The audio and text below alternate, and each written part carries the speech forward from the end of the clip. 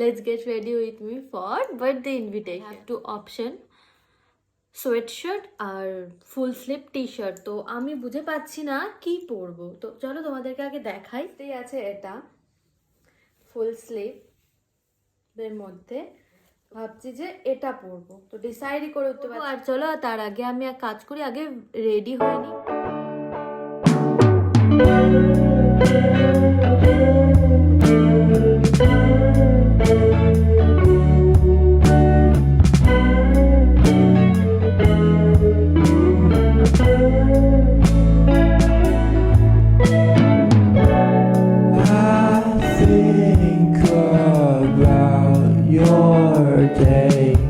আমি তো রেডি হয়ে গেছি, এখন আমি মাকে রেডি করিয়ে দিচ্ছি।